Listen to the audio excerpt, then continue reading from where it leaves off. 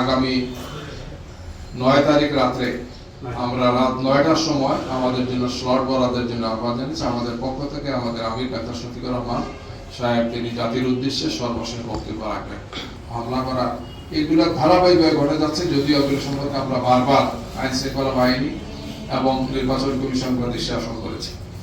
আমরা ভোলার দৌলত খান, নওগাঁ সদর, বগুড়ার আদমদিঘি, ফরিদপুরের ভাঙ্গা, লালমনিরহাট, খুলনার বিভিন্ন এলাকায়, মানিকগঞ্জের কিছু এলাকায়, কিশোরগঞ্জ, টাঙ্গাইল সহ বিবাড়িয়া বিভিন্ন জায়গাগুলোতে আচরণবিধি লঙ্ঘন, আমাদের নেতৃবৃন্দের উপর হামলা, সমাবেশে হামলা, আমাদের কর্মীদেরকে কাজ করতে বাধা দেওয়া, আমাদের বিভিন্ন নির্বাচন সামগ্রীগুলো খুলে ফেলা, ছিঁড়ে ফেলা, রাতের অন্ধকারে এই সমস্ত বিষয়কে ধ্বংস করা একের পরে ঘটনা ঘটে যাচ্ছে।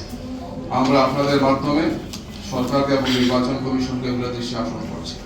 আমরা মনে করি যে একটি সুষ্ঠু, সুন্দর এবং নিরাপদ শান্তিপূর্ণ নির্বাচনের জন্য মূল দায়িত্ব হচ্ছে নির্বাচন কমিশনের। নির্বাচন কমিশনে যারা আছেন এবং নির্বাচন কমিশনের কর্মকর্তা যারা আছেন, আমরা তাদেরকে দৃষ্টি আকর্ষণ করেছি যে তাদের অনেকের মধ্যেই একটি বিশেষ দলের দিকে হেলে পড়ার বিভিন্ন ধরনের লক্ষণ আমরা দেখতে পাচ্ছি। আমরা সিইসি কে সরাসরি বলেছি, নির্বাচন কমিশনকে বলেছি যে এই ব্যাপারে তারা তড়িৎ যাতে পদক্ষেপ গ্রহণ করেন। এছাড়া মাঠ পর্যায়ে যারা কাজ করছেন, আমরা তাদের অনেকের ব্যাপারে রিটার্নিং অফিসার, পুলিশের এসপি পর্যায়ে দায়িত্ব পালন করছেন, টিআর বা সহকারী রিটার্নিং অফিসার অথবা ওসি, এই পর্যায়ে অনেকেই দায়িত্ব পালন করছেন যারা মারাত্মকভাবে পক্ষপাতদুষ্ট আচরণ করছেন। আমরা এই সমস্ত বিষয়গুলো ইসি কে লিখিতভাবে জানিয়েছি।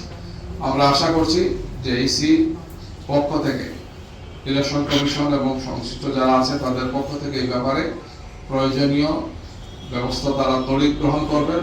অন্যথায় নির্বাচন বাস্তবিক অর্থে মানুষের জন্য প্রশ্নবোধক হবে এবং সাধারণ মানুষ এবং দেশবাসী দেখতে পাচ্ছে যে লেভেল প্লেইং ফিল্ডটা নিশ্চিত না হলে নির্বাচনটা কখনো গ্রহণযোগ্য হবে না। তো এই বিষয়ে তাদেরকে যথাযথ পদক্ষেপ গ্রহণের জন্য আমরা আপনাদের মাধ্যমে দৃষ্টি আকর্ষণ করছি। আমরা তাদের সাথে আলাপ করেছি।